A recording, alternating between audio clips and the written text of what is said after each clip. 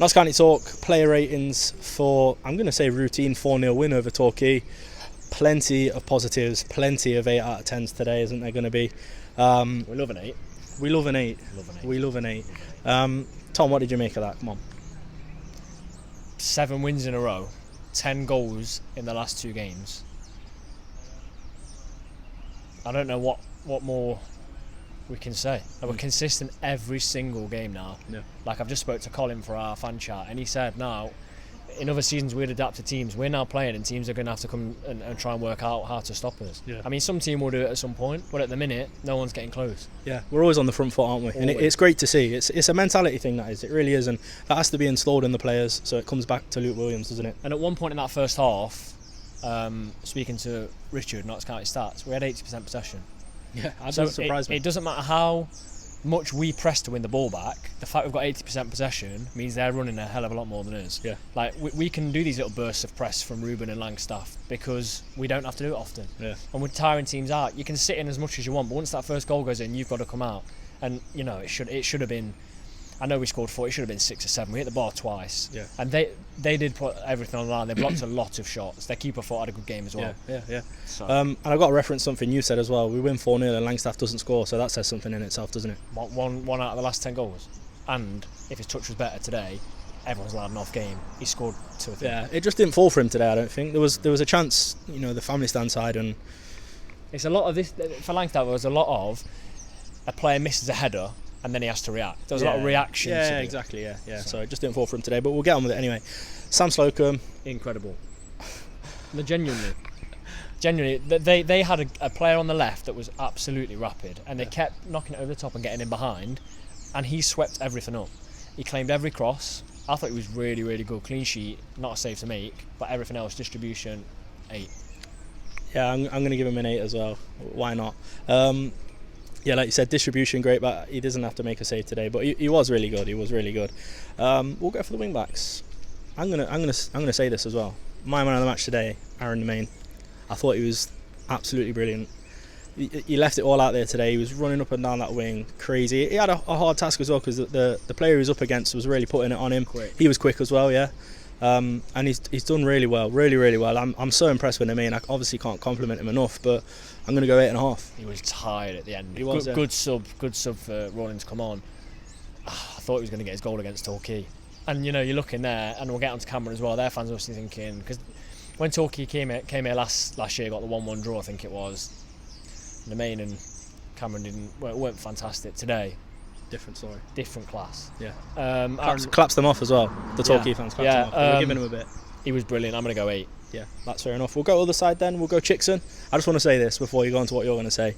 There was a point where Namain was sort of caught out a bit higher up the pitch, and the player that we just mentioned, and he runs across the pitch, regains possession. He had no right to be that quick. I get the ball, and he did. It was fantastic. Yeah, and then it's recycled, and he gets it back on his side within 10 seconds. Yeah, I mean, he is just on another player that fits the system so fantastically well and has improved massive since he's joined Notts. Do you remember my tweet after the Grimsby game? After the Grimsby playoff game, I tweeted instantly, stood up in my seat in the cop I was in that game, and I tweeted, whatever we do, we have to keep having Chickson. He was 120 minutes. He was visionary. He was running 120 minutes in the playoffs. And look at it today. He's played Tuesday. Unbelievable performance Tuesday. Amazing again today. And for me, I'm going to do something I've never done. Joint man of the match. I can't separate him and another player I'll reveal later. For me, Chickson was unbelievable. Yeah, 9. he was good. Yeah. 9. Yeah. I'm gonna go 8.5. 8.5 for the wing backs. Lovely. We'll start right side of the centre backs and go Rawlinson. Clean sheet, really good. Progressed the ball well. You could tell at the start we were struggling without Brindley because Brindley gets the ball and drives. Rawlinson couldn't do that, but he was pretty faultless. I don't remember a poor pass. I don't remember him not sweeping up. I don't remember him not really winning any headers. Helps when you don't pass play against Danny Wright. 8. It's going to be one of those again. Yeah, no, it is, because I'm going to give him an 8 as well. I think on another player who, for me, has improved. I think it's easy to see the players that attack and get assists and score goals say that they're improving, but for me, Rawlinson has improved, and that is a testament to itself because you know, a lot of fans, and we've said it before, I've said it a few times, we're sort of thinking, where does he fit in? But he's come in and he's been fantastic, hasn't he? So, all credit to him. We will go for Baldwin. I thought he stepped in. He's not played in a long time. And he came in, and I thought, if there's any weakness, it could be there. But there just wasn't, was there? He's like he'd been playing non-stop. Switched on, wasn't he? Yeah, he was. 8. Love it. We'll go Kyle Cameron then. He was getting jeers from the Torquay fans from the first minute. Could have scored. He has a decent opportunity in the first half to score. Doesn't quite, gets deflected, doesn't quite go goalwards. But again, I mean, just brilliant. Really, the way that they control the ball, the understanding of each other. You know, when one receives the ball, one's always running into that space with the centre backs. The understanding that they have of each other at the moment is incredible. So I'm going to give him an 8 as well. I'm going to go 8.5. I thought he was out of the centre backs. I thought he was just that little cut above. So good, and showed them what they're missing. Okay. I mean, he's in the box most of the time, getting into the box. Yeah, perfect. We're going to go on to the best midfield duo in the National League. We'll go Gerardo Badrami. My other joint man of the match. Yeah, he's up there, isn't he, for sure? You can't get past him. No one's worked out to get past him. He's strong. He's confident. He looks. This is going to be weird. He looks and plays like how I expected Harry Arter to be when he came. I expected Harry Arter to be way too good for this league and strolling around, knocking people off the ball. Bajrami does that. Yeah. So much better as well. Yeah. I've mentioned it in my one with Colin. The ball is cleared 50, 60 yards down the pitch. Yeah. Their striker misses a header and he takes the ball down on his chest from 60 yards and just plays it out to Roller. Yeah. I'm going to say this as well. If you had to describe him in one word, it'd be power, wouldn't it? Yeah, and I was saying this as well. Someone else sat near it. For me, he can never go back into the back three. No, unless he really has to. He has to be in that middle, and that's why today he's not dropped back in. Yeah. Same with Chickson. He can't go in that back three for me. Yeah. 9. 8.5. So good. His partner Matty Palmer. How many passes does he make a game? How many loose passes does he make a game? Yeah. None. The coolest head you've ever seen. Yeah. I mean, say it again, broken record with him. So good. Hit those two in the midfield. Incredible. Yeah. 8.5. 8.5. 8.5. So good. Love that. So good. Ruben. Now, I did a little meg count today, and you know, if you're watching this and you think I'm wrong, correct me in the comments, but I got 2. And that's quite low for Ruben, isn't it? He's normally getting at least 4 or 5, isn't he? Yeah. But you know, great performance, rights his wrongs with the penalty, and he sort of stuck to his ways of sort of taking a split second before he shoots to see which way the keeper's going, which didn't work for him last time. It's worked for him this time, and fair play to him. He's righted his wrongs, hasn't he? Great game for me. He's so tricky. His balance is really good as well. The amount of times he's trying to be knocked off the ball and knocked down, and he doesn't seem to go down. 8.5 again. I'm giving these out willy-nilly today. They were so bothered about Langstaff, they just left gaps for Ruben. Yeah, and you can't do that. You can't, and you leave gaps for either of them, and they're going to hurt you. I mean, they had Mark Ellis glued to Langstaff today. Couldn't win a header, couldn't take the ball down. We'll get onto that in a minute. But Ruben, 8. Love it. I can't give lower than what I've given. These are the scores I have to give. Like, you got to be honest, mate. So in control. Go Scott. Yeah, we'll go Scott, and I'll tell you what. It rhymed. No, I'll tell you what. He was fantastic today. He does all the dirty work, I think. He was all over the pitch in the first half. He was doing everything. He was being shoved around. You know, the real hard tasks that, you know, one of the strikers at least has to do, he was doing. He was making things happen.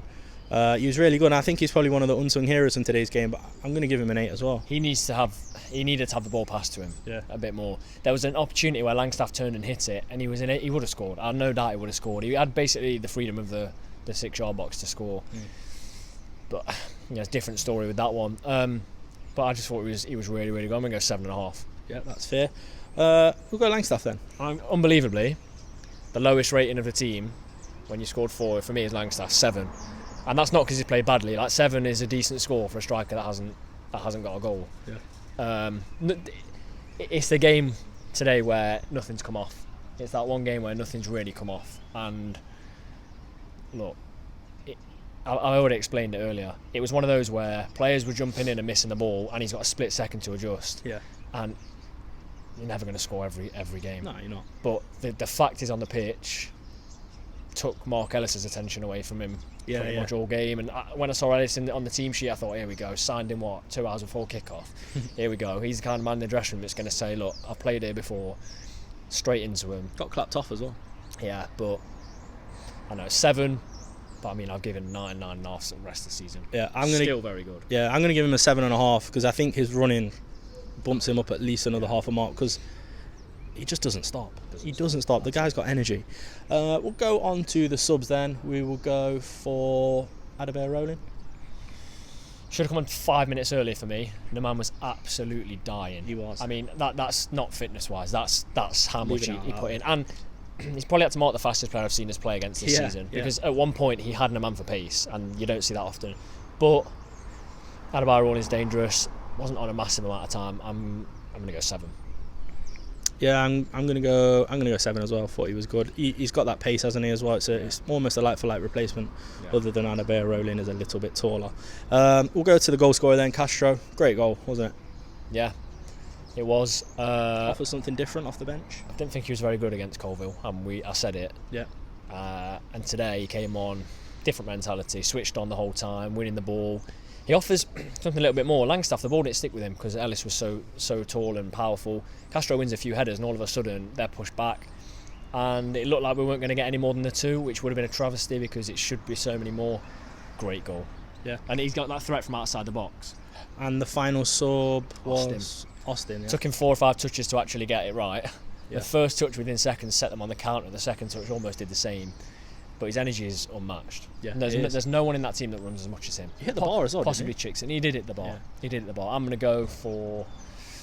Did I give Castro a rating? I'm not sure I did. I'm going to give him an 8.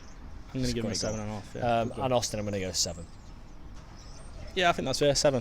That wraps it up then.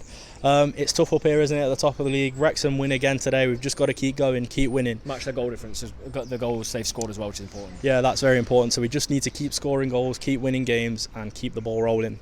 But that is it for the player ratings. If you've enjoyed the video, please like and comment what you thought of the game, and don't forget to subscribe.